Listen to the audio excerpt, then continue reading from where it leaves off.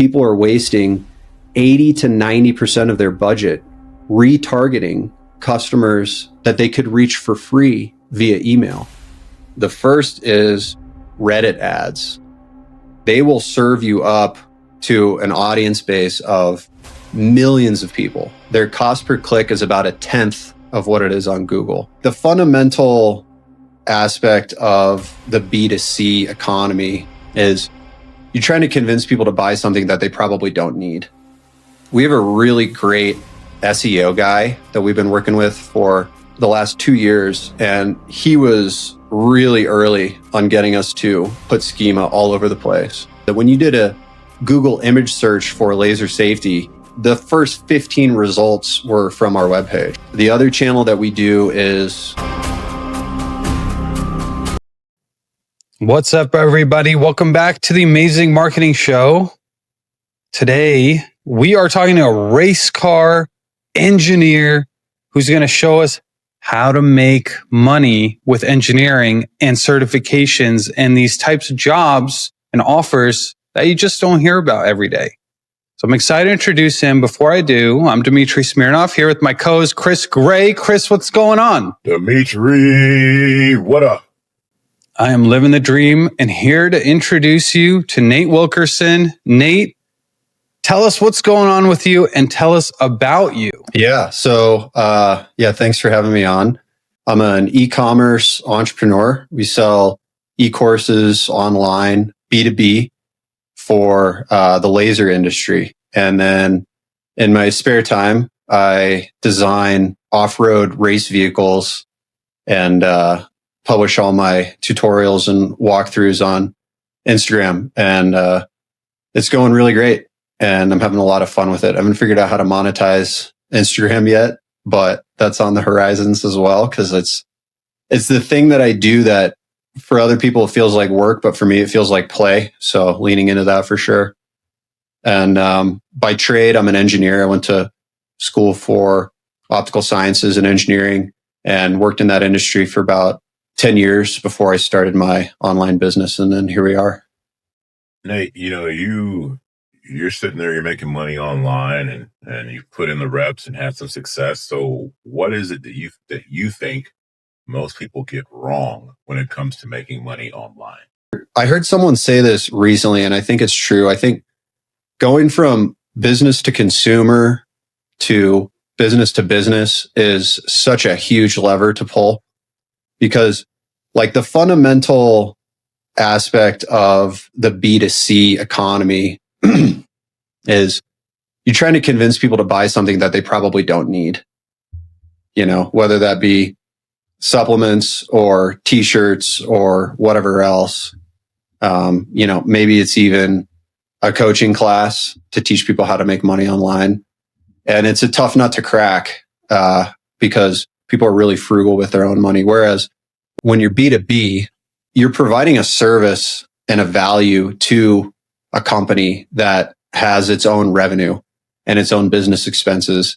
And that number, like revenue versus business expense for a business, is so much greater than it is for an individual. And so, argument could be made. A lot of companies just don't care how much stuff costs. If it's a line item and there are tax deductions, you can charge, way more than you'd be able to charge for B2C. And I also find that it's more valuable to try to provide a service for a business that's also providing service rather than just trying to take money from people, just regular people. So that's something that I realized pretty early on. I worked in engineering for about 10 years and I just saw the burn rate of these companies. Like I worked in a startup in Phoenix, and I think their burn rate was $1 million a month in just startup expenses. And this is a company that was surviving exclusively off of investor money. They were pre-revenue, which a lot of startups are, but their appetite for spending was just insane. And I remember I got the idea for my business on my first day of my first job after college. I went into a conference room with a PhD and he had like a hastily put together PowerPoint presentation. The topic was laser safety. And it was something that was required by OSHA. Everybody who interacts with lasers needs to be trained to be safe around them, to not look at them and go blind or, light their clothes on fire, do anything silly. And I had this realization, like, a lot of places have lasers, but not a lot of places have PhDs. And so I just saw that as like an immediate opportunity to build a course, use the expertise that I had on that topic and sell it to everyone who needs it. And at first I just expected like little mom and pop shops with maybe a laser cutter to be our customers, but we have a huge catalog of Fortune 500 publicly traded companies, like name brands that you would recognize in our customer list, which I was certainly not expecting. And we also serve the people who really need it, like salons and spas. Maybe they have a limited amount of staff, and there's one person who runs the front desk, answers the phones, does all the HR, and they have to be in charge of laser safety, and they don't have the time for it. So that's who I decided to serve, and it worked out really well. The numbers guy in me right away, I'm hearing the difference between B2C and B2B, and I'm getting excited. Okay, they don't care how much it costs, the line items. And give us an idea roughly, like what are we talking about here? Well, what are the actual potential numbers that exist out there? We took a unique position in the market by selling it online, and we have a price point that enables us to do zero contact online sales. So we don't have to have a salesperson. We don't have to have a phone call guy trying to convince someone to shell out thousands of dollars. Our website is trustworthy enough for our price point, which is just a few $100s. I think our most expensive product is $500. And it just allowed us to scale super rapidly with ads, because our per transaction revenue was lower than our cost to acquire a new customer. And that was totally by accident. Like, I sort of just picked these numbers, based on the landscape. But there are competitors of ours out there who sell a more expensive and less convenient version of what we do. So that entails like, you have to send your people on an airplane to a site to do a week-long training, and it costs thousands of dollars per person. That just doesn't make sense to me, because it precludes people from solving the problem. Like, they need to, as soon as they're aware of this problem, that they need OSHA certification, they need to solve that problem immediately before OSHA shows up. And if they have to wait till next quarter to get that done, it's just putting them at risk. So that's why we decided to do it the way that we did it. Nate, you were talking earlier about the difference between selling B2C versus B2B. What is the best way to get in front of other businesses? It seems easier to get in front of customers, right? Whether it's TikTok or Instagram or whatever it is, like you could display the products. But how do you get in front of businesses? It's a more limited scope, rather than just like blasting out a bunch of social media ads or social media organic content. That doesn't work at all for us. Like, our social media presence online is almost nothing, and I don't think it's necessary. Really what it comes down to is search intent. And so our primary channels are Google Ads for search intent, because as soon as somebody knows that they have this problem of certification, they know they need our product, and therefore the conversion is very easy. We're just trying to convince them to buy it from us instead of the other guys. The other channel that we do is Meta, primarily for brand awareness, because it's really hard to track. I mean, Dimitri, you're an analytics guy. Conversion metrics on Meta they should be illegal how much they lie. They take credit for everything. They're optimistic. They're optimistic. I'll tell you guys what I'm really excited about. There's two things. The first is Reddit ads. I don't know if you guys have played around with that. They've had their ad platform out for a couple of years, and they're not evil yet, which is nice. So I use that channel for brand awareness, because they will serve you up to an audience base of millions of people on just a handful of subreddits. And their cost per click is about 1/10 of what it is on Google.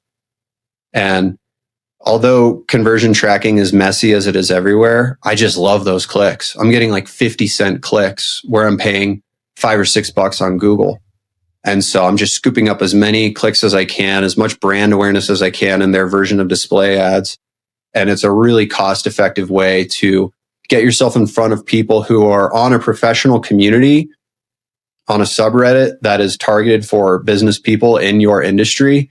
And it's way better than just like, hitting the wrong audience on some Facebook scroll, in my opinion. I've seen Reddit stock skyrocket. I don't know if this is a meme stock situation, but somebody is thinking that company is valuable. And I also heard that the LLMs are using Reddit as their primary source of truth. So you're probably onto something there. And so you're getting people to come in through these ad channels. And what goes next? The thing that's really interesting to me about Reddit is they have this sort of split relationship with the AI companies. So like they famously filed suit against OpenAI because the OpenAI like scraped all the publicly available Reddit posts for training data without asking them.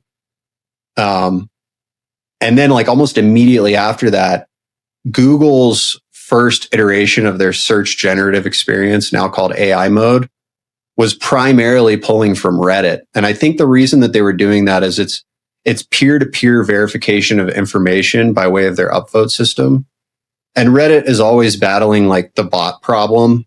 I think they're a little bit better now than they used to be. Although argument could be made that all the Twitter bots moved to Reddit. And anyway, the tide is always turning in terms of bot traffic. But yeah, it's interesting to me that the only source of like non-AI truth-based information, peer-to-peer verified, is on Reddit because you can't scrape blog posts anymore because the blog posts are probably AI generated. For that reason, it's also very challenging to post to a business profile organic content on Reddit because they don't like people promoting their stuff on Reddit, but they will let you advertise, which is nice. So that's what I like. The next step is getting them into our customer database and checking whether or not they're a new or returning customer. So this is the other thing that I'm super excited about. We've been working with John Moran, who is part of our mastermind and is an ads guru. He does training at Google sometimes to teach Google employees how the ad platform really works. So he's figured out something recently that almost nobody else has figured out. And I'm almost hesitant to talk about it because it's so powerful, but it's only a matter of time. And he gave me permission to talk about it because he's giving a presentation on it soon. He calls it CAPI import. So Google, Meta, I don't know about Reddit, but a lot of the ad platforms, they have this thing called Conversion API, which is a set of like code and guidelines that you can get into and mess around with. And him and some partners wrote a piece of software that pre-server checks your customer database and sees if the person that you're targeting already exists in your customer database or not. So you don't have to pay twice to reacquire a customer you've already bought 6 months ago. This is the biggest problem on Google, is people are wasting 80 to 90% of their budget retargeting customers that they could reach for free via email. So like for us, our average order value is about $150. If our cost per acquisition is $75 or $100, if a returning customer comes back, we have to pay that $75 again without the software. But now with this software, we can reference that database, kick them out of our ad funnel so they never get served up an ad again. And now we're only targeting people who have never seen us before. And yeah, for some of his other clients, it's like doubled their business in a month just turning on the software in Google Ads. So I'm really excited about that. The other thing I'm excited about is like, I don't think any of our competitors know about this because it's like a home built software. It's not like a WordPress plugin or something publicly available. It's like this specialty thing that's just supercharging our paid media. And really optimistic about the future with that. Because like the last couple of years, you guys probably remember the paid media landscape was tough. What do you think about the paid media landscape, Chris, in the last like 18 months? Oh man, I'm getting kicked in the balls depending on the platform. It's been rough, speaking for local marketing, it's costing more and the results aren't what they used to be, is my concise way of saying it. What about you guys? What are you seeing?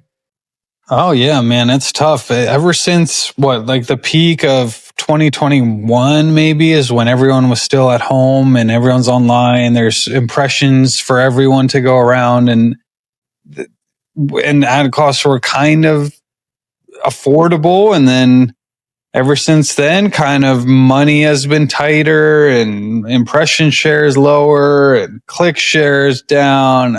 Ad costs are up, the old classic.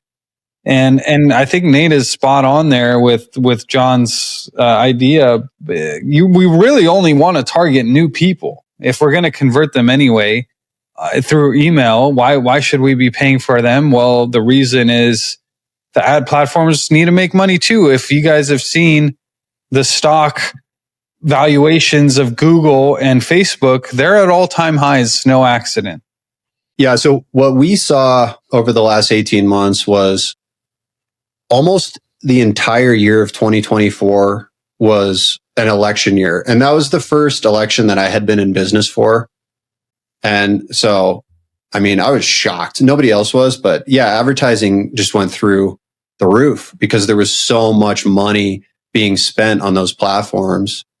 And yeah, we just saw out of nowhere, our cost per acquisition just doubled overnight. Cost per clicks doubled overnight. And Google, very nice of them. They got rid of custom audiences and they handicap tracking. And then they did this other really sneaky thing.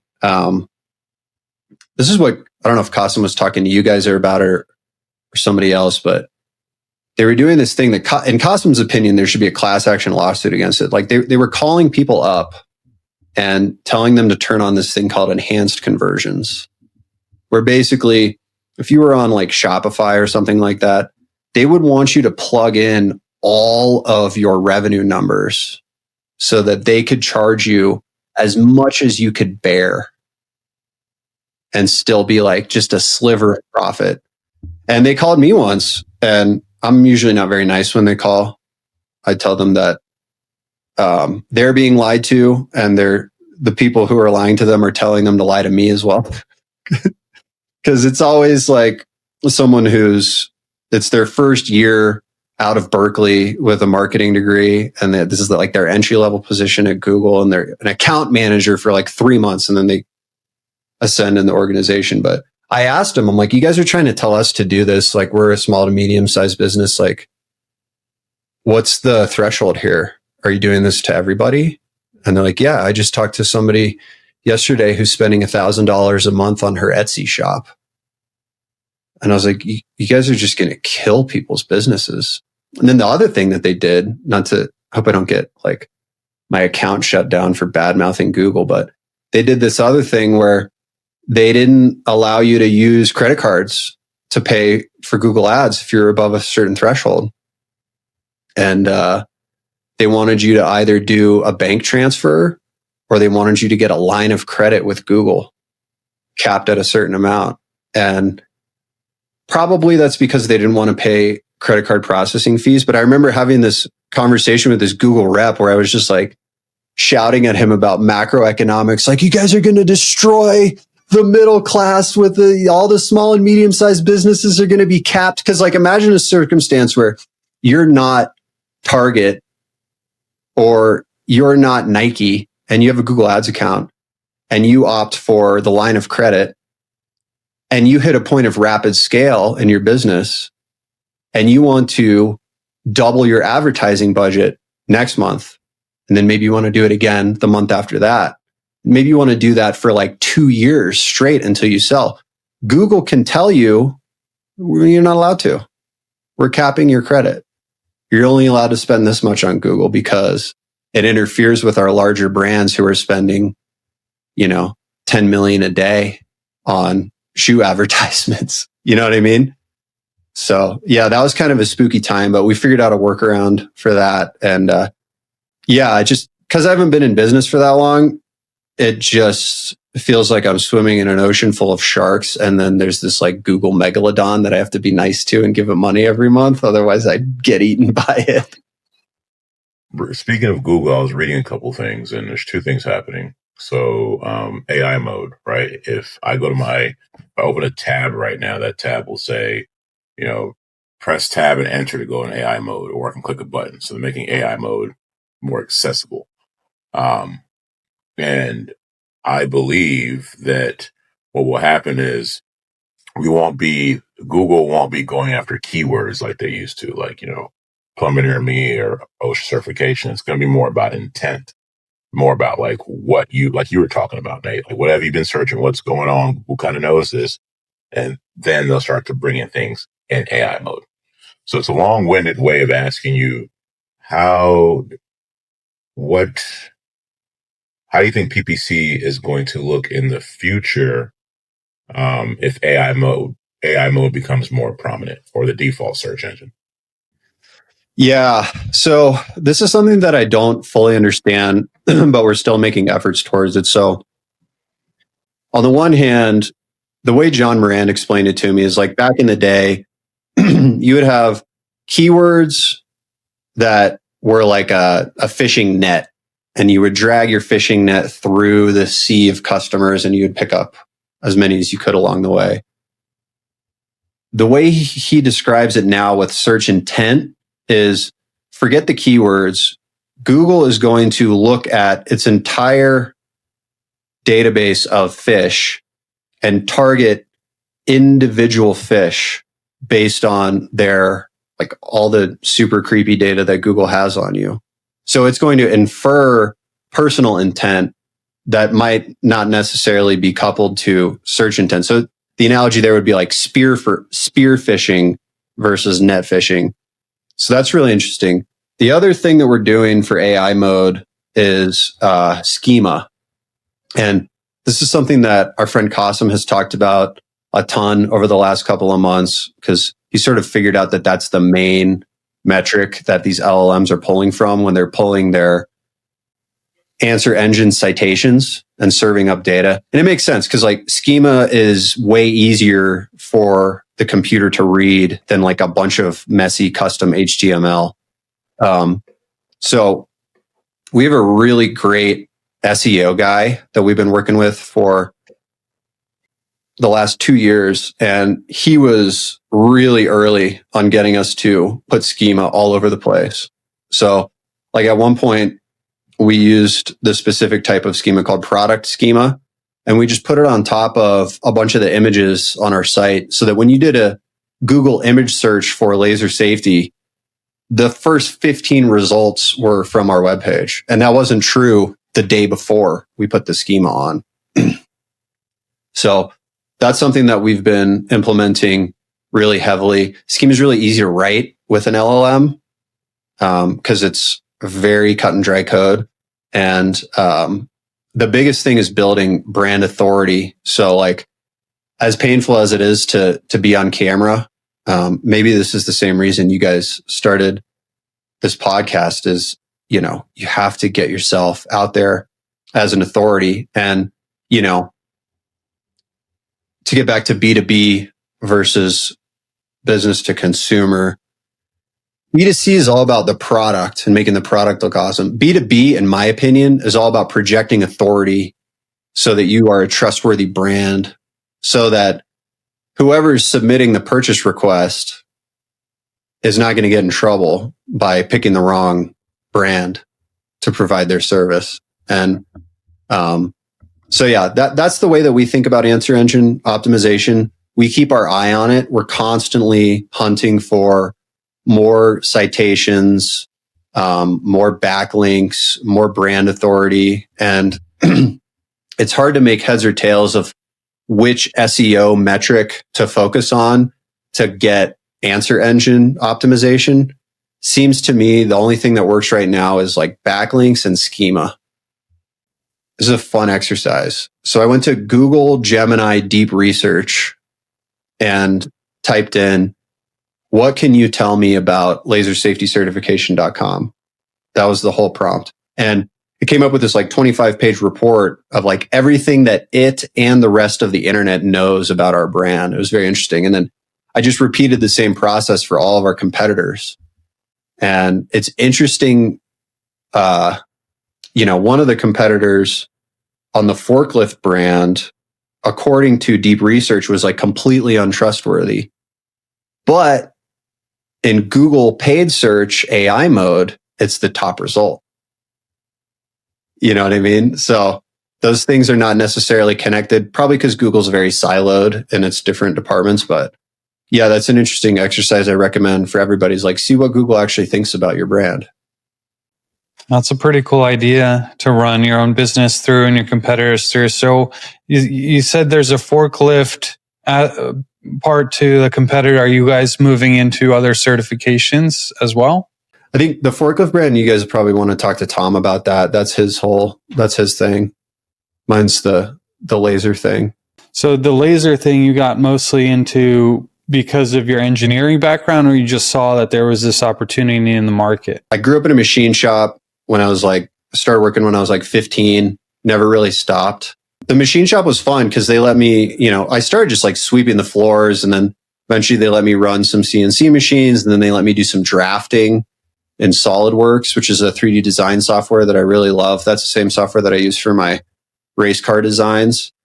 Then went to school for engineering, had an internship in college at this, it was a subcontractor for a military contractor.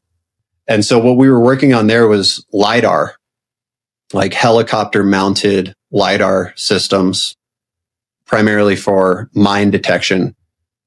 All this equipment is like deployed. And so I'm not violating any super secret NDA stuff or anything like that, but it was really cool tech and I loved working there. But what I realized was like that portion of the engineering industry was just like wrought with waste. So one of the things that would happen is if a piece of equipment that was bought under contract was over a certain dollar amount, which is about $30,000, it got slapped with this government property tag. And that means that that piece of equipment could only be used for that specific contract. And then once that contract was up, no one was allowed to touch it ever again. And we had these things called oscilloscopes, which are a measurement tool, is Googleable. It's about the size of a microwave and it costs as much as a car. And the bottom floor of the building had these things stacked to the ceiling that no one was allowed to use. And every time we got a new contract, we had to buy another one. And so there was like just millions of dollars of equipment laying around, not being used, essentially electronic waste paid for by you and me and every other taxpayer. And I just thought that was like too disgusting to bear after a certain point and wanted to get out of that industry. So then I went into my first job after college, which was in the consumer electronics space. I thought, okay, that'll be a little bit more efficient.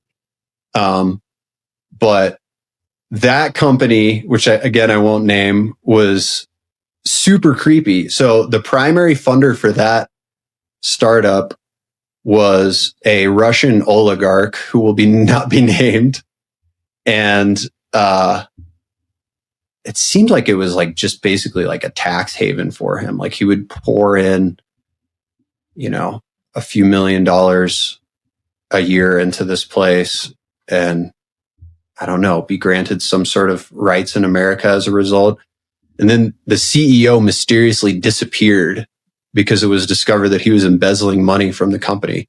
So I was like, all right, I got to get out of here too. Then I went to Silicon Valley to work at a autonomous vehicle startup. And that was super fun. It was a great company. The founder was like a genius inventor guy, sort of towards the twilight of his career. He was a pretty old guy by most tech CEO standards. And he had bootstrapped this company from scratch. He never took a dime of investor money and got it up to, I think it was like $300 million a year in revenue. Decided to take it public, but they did it in a weird way. They did a SPAC, which is a special something acquisition, where basically there's a shelf, not a shell company, but a shelf company that's already gone through all the SEC regulations and vetting process, that's publicly traded at like a fixed dollar amount, but nobody's paying attention to it because it's not real. That company acquires a real business, and then you get to bypass all the SEC stuff and go public like in a month. So they did that, and it didn't work. And the stock went from $15 a share down to $1 inside of a year. And it did nothing but stick all the employees with a big fat tax bill.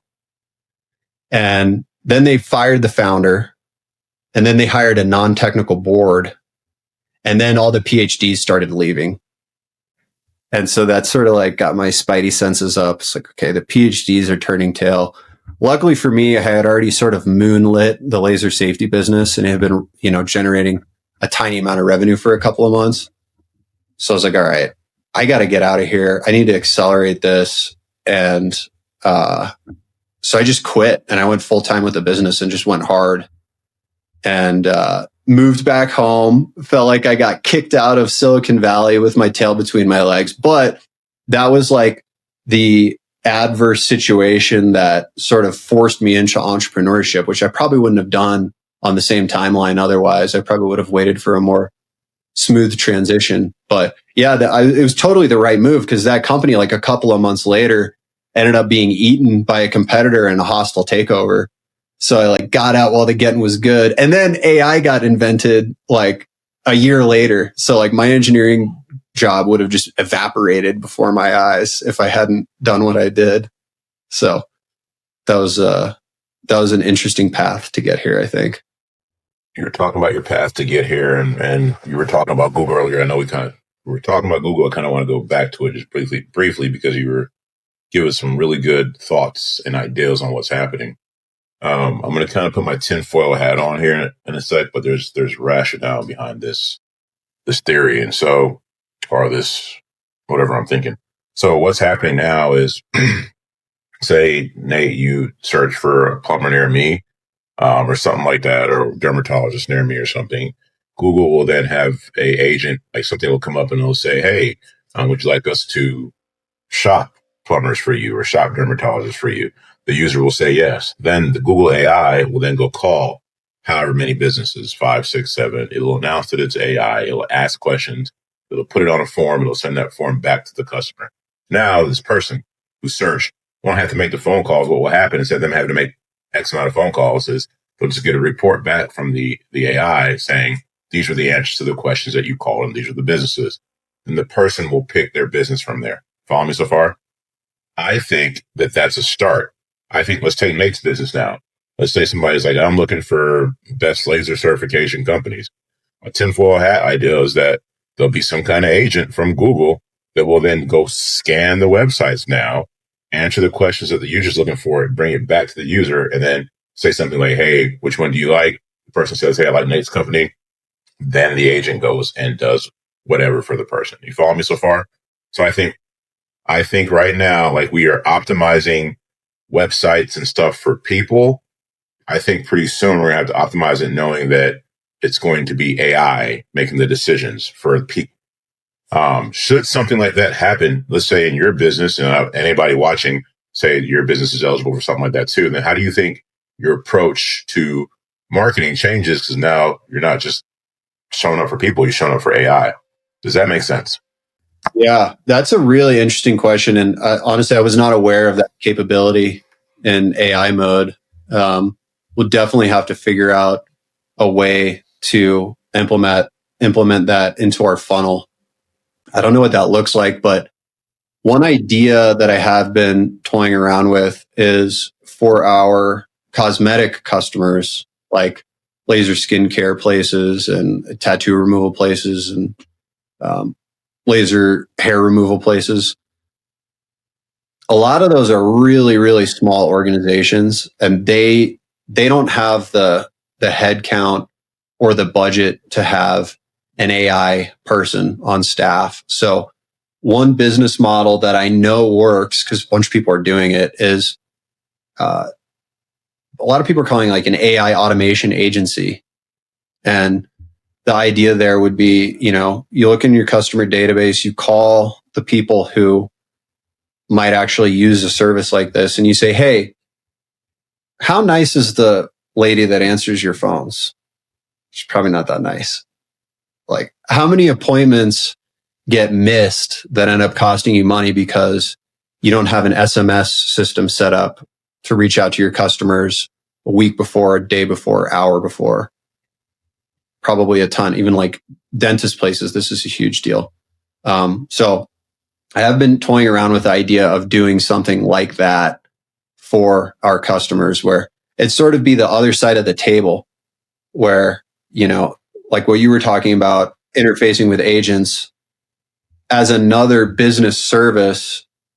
I could set up a system where those businesses have agents working on behalf of them as well, which would be really cool. And, you just do that until ChatGPT releases the feature that does it for free. I think that's brilliant. The only reason I say that's exactly what we're trying to do over here. Yeah. Is we're thinking if AI is going to be calling our businesses, then we need to have AI answer it, because now we can A/B test how to answer AI in a manner that gets us the most opportunity to get picked by the customer once they get our information on the forum. So I'm with you. And I think that conversation can be optimized and maybe even hacked, or if we're in the Wild West. So I think the goal is to be the company that figures out the holes that Google has to fix 2 or 3 years from now. Yeah. Yeah, man, it's going to be sort of a wild world. And, it's AI feels like one of those things where if you take your eye off the ball for like more than a month, you're just miles behind. So we ended up hiring an EA through our buddy Qasim's agency, Pareto Talent. And we decided to go with someone super highly technical. I mean, so this is a young kid who lives in Colombia, and he has a software engineering degree that he got locally. So, it'd be like if I grew up in Colombia, that's what I would be doing. And I would say probably 50% of the time that we have him is just sending him through AI training with various resources, because it's stuff that while I'm running the business, I don't have the time to learn it all myself. I'm probably not going to be as good as a real software engineer, because I was a hardware engineer. It's just a different way of thinking. And it's a little nerve-wracking to like hire someone to do something who's like developing expertise that you wish you had. But that's our criteria for hiring. So a couple of years ago, we fired our agency, which was like it felt at the time like a really risky move. It was a full stack agency. So they did paid media, paid social, organic social, blog writing, and creative, and SEO. So we had 6 verticals that we needed to fill, and we had to do it fast. And so our criteria for hiring was someone needs to be an expert in that vertical. That's the only thing they do. And then the other most important thing is they need to be a business owner so that they understand the entrepreneurial mindset. Because what we were finding is as this agency grew, the people that we had working on our account were lower and lower quality, because they were just people with marketing degrees at a gigantic company. And they didn't know the stuff that John Moran knows. And they didn't know the stuff that our SEO guy, Nathan, knows. And they certainly aren't going to know all the AI stuff that we're training our EA on, because we get a sliver of their attention because they're account managers for maybe 10 other clients. So that was sort of a leap of faith, and it was hard to like get our bearings with this new team, but we really figured it out. And I'm really happy with how that's been going, and I definitely recommend that for everybody. You said something that sparked my curiosity about the difference in how software engineers and hardware engineers think, and I just want you to talk about that some more. Software engineering to me feels like learning another language, because that's essentially what code is, right? It's just you're coding in a language or multiple languages. So it just depends on how your brain thinks. You know, I'm a highly visual person. Like when I try to go to sleep at night, my visual imagination is full of off-road race vehicles. And whereas other people, they're highly verbally acute, where they think in sentences and images rather than ideas and images. And so that's like a fundamental difference, I think, between hardware engineers and software engineers. But that's changing. So hardware engineering is a lot like building with Legos. Like you take pieces that already exist in the world, you assemble them together, and then whatever's missing, you design yourself. And it's kind of easy to fill in those gaps if you're wired that way. Software engineering, especially with AI, if you can explain an idea in natural language, that's about all you need. And then with all these agentic builders that are out there, it's a lot of visual programming as well. So I only learned one software language ever in my whole career in engineering. It was called MATLAB. And it's basically like fancy Excel. Did you ever play with MATLAB, Dimitri? Yeah. So is that correct that maybe I have a pedestrian understanding of it, but it feels like fancy Excel? It's like terminal block Excel. And so it's really valuable, but there were a couple of visual languages that I saw that I never learned, but they were very interesting to me, because you can take a mixture of people who are verbally acute and visually acute and give them a tool that everybody can use. And that seems to be the direction that these agentic builders are going, where you have a little block that does something and connects to an API, and then you attach it input output to another block that does something. And yeah, that's super interesting to me. And I think it's just going to I don't know. I'm super optimistic about AI. I don't think it's going to take over the world.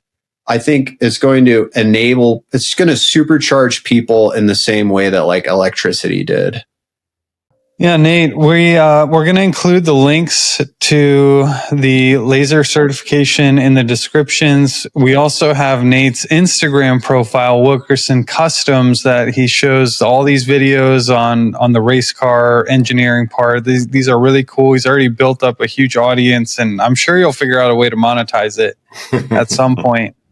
It's really cool to hear the perspective of an engineer who's gotten into marketing. Because like you said, most people get into marketing, well, they just always have done marketing, and they've done their marketing degree from whatever university they're at. And most of the time, they kind of aren't good at it. So it's great to hear that perspective, Nate. Really a fun podcast. Yeah, thank you. I really appreciate you guys having me on and asking engaging questions and letting me pontificate at points where I felt the need to. So yeah, super, super happy to be here. And really excited for future episodes for you guys.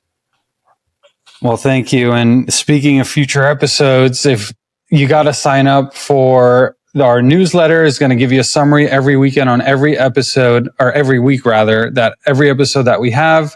So click that, get the sign up, get the everything. It's a really good newsletter, guys. So check it out. And if you're an engineer and you agree with us, or maybe you're a marketing degree guy and disagree with us, go ahead and put that in the comments. We'll engage with you if you're nice, and even if you're mean, just go ahead and do that. Okay. Yes, Nate, we'll hopefully see you soon, and great talking with you. Thank you, guys. Appreciate it, Nate.